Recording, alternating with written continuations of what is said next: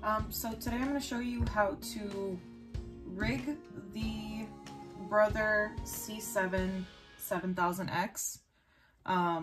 So just how to set it up right before you start sewing, how to turn it on, like the whole process. Alright, so I'm going to be using purple string, right? And I actually, for this one, I'm going to also fill the bobbin. That way you guys see the whole process, like from start to finish. I am in no way, shape, or form a professional. I'm learning this as I go. Obviously this part I've already figured out, but I am learning as I go, and there's a lot of things that I do a little, what's the word, like awkwardly, and I don't do as quickly as some of the other professionals like that do this all the time. But I do want to show you how I do it, because like I said, the way a professional is going to do it is very different than the way that a starter is going to do it, but it gets the point across, right? So I've already shown you, this is what I've got. I have a lighter that I use for burning edges and stuff like that, so I keep that kind of close on hand. Same thing with my little scissors. And these are some of my clips that I use for sewing. I like these, they're called Wonder Clips. They're not, you know, as, how do I say, like as exact as using the needles, but because I work with a lot of that fake leather, the needles poke holes through and then, you know, create those ugly little holes that are hard for me to cover. Like I said, a professional would probably do it and you wouldn't notice, but because it's, you know, not a professional, this is what I prefer to use for now. Obviously with fabrics that are more like cloth-like, you can poke holes through it and you're not gonna tell. But anyway, so here we go. All right, so I'm gonna show you, there's a button on here on the side. Let me see if I can turn it without like creating chaos.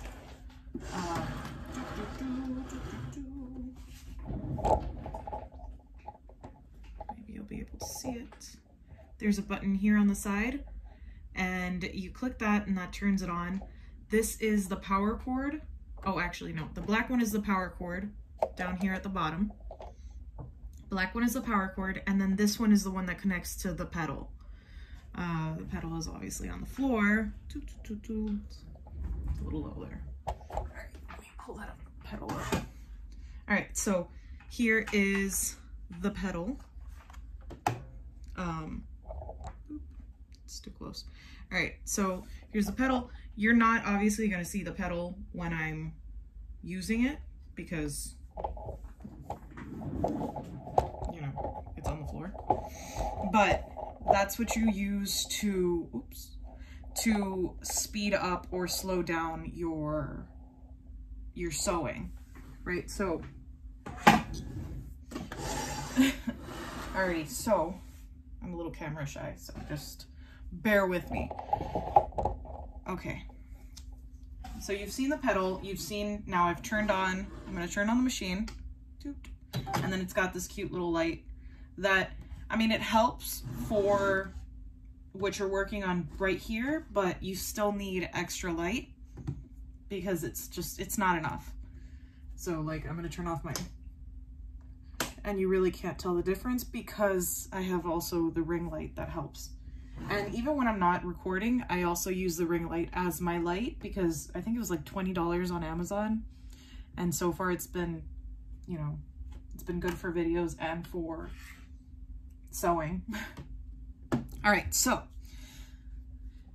here we go. So now this is the string that we're going to use, right? So let me try to find the beginning of the thread. Here we go. So you see, doop. All right. Let me try to get this at a slightly better angle. All right. So you see this little line here? This is where this is going to go all the time. No matter what, it's always going to be here. All right. So far, I haven't seen it make a difference whether you put it one way or another, but like I said, there are certain things that I'm gonna do a little wonky. Alrighty. So we're going to follow, we're gonna oh, just kidding. It's gonna be kind of hard for you to see, but you're going to take the line, right? And there's gonna be, at the very top of this, there are numbers that are just plain numbers, and then there's circled numbers. So let me see if you can see that there. So the plain numbers are the ones that you're gonna follow when you're stringing to sew, right? And then the circled numbers are the ones that you're gonna follow to fill your bobbin, right? All right, so like I said, this is your bobbin, okay? Here we go. So now, like I said, I'm going to follow those circled numbers, and they tell me to go around the little metal piece. God, it's so awkward because my hand is going to be blocking. Yeah, I think that's, I mean, that's really the best way to do it. Let me see. I really can't do it from above. Yeah, I'm just going to end up shaking the camera too much and you're going to get annoyed. All right, so you're going to go up the little metal piece from the back, and then you're going to go around the little circle. Like I said, I'm sure there's names for all of these parts, but I don't know them. And then we're going to grab our little bobbin, and we're going to place our bobbin here. And it should clamp on, right? So we've gone around the little circle, and we're going back, and then follow the 2, 3, tells you to go around, and then it tells you to cut. And there's like a little cut, a little blade here that helps you cut. All right, and it also sticks. So now we're gonna pull this bobbin. If you see that there's a set station that it starts at when you're actually sewing, it's gonna be to the left, right? And then once you want to fill the bobbin, you move it to the right. Oops. So now I'm gonna do that again because moving it cut me off. Okay, here we go. So now you see that, right? There you go. So now because this is moved over, when I go to hit the pedal, you're gonna see this spinning instead of how it normally does, that it spins down, right? So where's my pedal now? I moved it. I showed you guys. All right. So now you're seeing my bobbin getting filled up.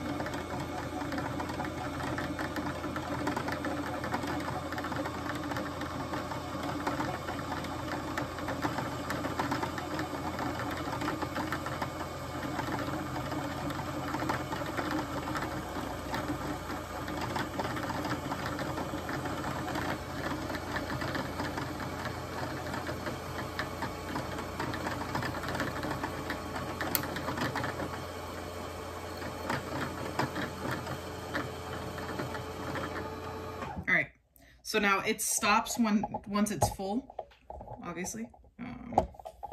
So it stops once it's full, and now you can actually remove the bobbin from here. You're going to move it to the left. Oh, all right. So you're going to move it to the left. So it's out. Okay. Remember that, especially with these more like at home, less the domestic machines, a lot of the parts are plastic, so you have to be a little more gentle with them, even though like they do jolt back and forth and there's, you know, kind of like a stiffness to them. Still try to be gentle with it because you don't want to mess up your machine. So, all right, let me pull this one out, and I'm gonna use the same cutter that we have up here to slice my excess fabric. I mean, excess string. All right, so now we have a full bobbin, and the thing with having the full bobbin is if you don't have a full bobbin, or if you, let's say, you know, run out of bobbin, all you're doing is basically creating holes in your fabric, which is exactly what I'm trying to avoid doing. And also if, well, I'll get into that. But yeah, so now you remove this little plastic piece. On a lot of the industrial ones, instead of having the bobbin up top, you have it underneath, which for me, I was a little more paranoid about, because I thought, you know, oh my gosh, if I run out, I'm never going to be able to see it. But I very rarely run out of bobbin, because though I do sew frequently, I don't sew big things, and I switch them out a lot. So I have only had one occasion where I ran out of bobbin, but which stunk, by the way. But yeah, so all right, I'm gonna pull this, and it's always good to have your string kind of coming out the back there, right? So here we go. I'm going to go around. There's like a little metal, there's these two little metal teeth down here. Okay, so there's these two little metal teeth down here. I'm not sure if you can see them, but when you put in the bobbin, you're gonna run the string through those teeth and then out the back before you put the little plastic bit back on. So it's a little difficult, at least for me. So here we go. Okay, so now I got it around, and now I pull it back. That way there's a little extra fabric or string. I keep calling it fabric, I'm so sorry. And then I just put the little plastic bit back on. Should just slide on. Okay. Now we're gonna string through the way that you actually string when you're gonna sew. The little circle bit that you went around, you should still already have it there. Like it should be already, you know, wrapped around from when you've refilled your bobbin. Now you're gonna follow it down to the 2, and then you'll see the 3 down here. I don't know if you can see that I'm pointing. Okay, yeah, here, maybe that'll be better.